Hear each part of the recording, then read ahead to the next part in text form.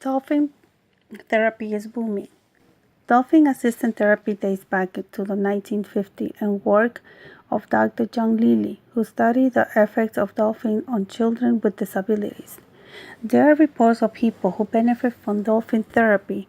People with nonverbal and communication disorders, they have found positive results in working with dolphins.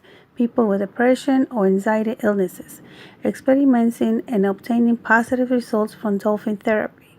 In the late 1980s, Dr. Stephen Shofet, co-founder of Living from the Heart, found through his bio-neurofeedback research that various interesting things happen in our brain after direct exposure to the dolphin sonar. An interesting observation is that human brain waves shift from high frequency beta to low frequency alpha. Beta waves are associated with increasing concentration, alertness, and memory function. Theta waves are associated with creativity, sensory integration, and feeling of connectedness to others. There are some recent testimonies from parents experimenting with their own child how they have been improved during the first day of the therapy. Relay. A child with autism disorder. Her mother says that her daughter of 11 years old had a lifelong fear of water and never let go on her grip on a parent in the deep end of a pool before. But during her first day of dolphin therapy, she saw her daughter splashing the water on her face the entire time. Also, she saw her daughter float independently in the deep end. Why the scientific evidence says? Well, a group of German researchers observed sessions in which mentally and physically illness in Florida dolphin therapy found how dolphins ignored the children and were exposed to an average of only 10 seconds of dolphin ultrasounds during each session, not nearly enough to be beneficial. The researchers conclude that children would have been better off playing with dogs.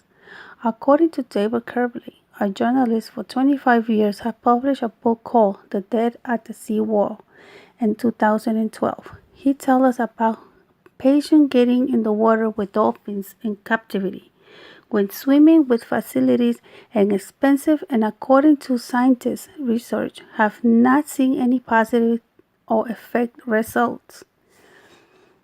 Dr. Lori Marino, an expert neurologist and dolphin expert at Emory University in Kimberly Animal Defense Center against dolphin assisted therapy. Marino recently published an Our magazine on myths and possible dangers for humans and dolphins. Dolphin assisted therapy began formally through educational anthropology. Betsy Smith at Florida International University. Smith tells us about how she watched her mentally disabled brother getting in the water with dolphins, and she could observe how the dolphins treat him gently, as if they could detect his mental disability disorder. Smith shortly after established therapy programs in Florida, which she offered for free, but later she realized was ineffective and exploitative for both dolphins and human patients.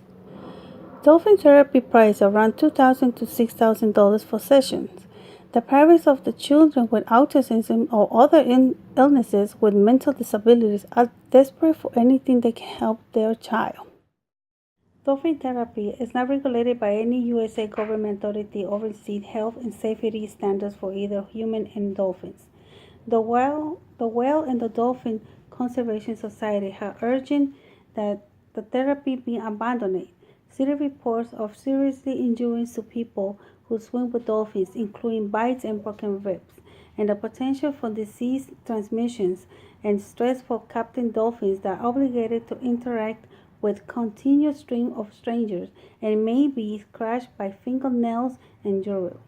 Dolphins can eat up to 25 kilograms of fish per day. Knowing this, one fish per trip seems not enough.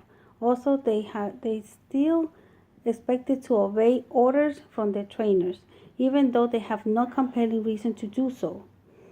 A wild dolphin can live as long as 40 to 50 years, while captive dolphin and life expectancy is half of it. Dolphins suffer from stress for being stimulated, mental tired, and skin illnesses for excess chlorine. Dolphins find themselves away from their family and everything else they have been ever known. They have no choice but eat dead fish and swim with endless circle around their tank. After obtaining so much information about dolphins therapy, my ideas are so much clear about the use of animals for therapy. We need to analyze the positive and the negative results that we have seen in this case. We have seen more negative than positive. We need to stop using dolphins for therapy. It's not worth it. It will not cure any illnesses. It looks more for entertainment for humans. They need a better life. They belong to the wildlife environment.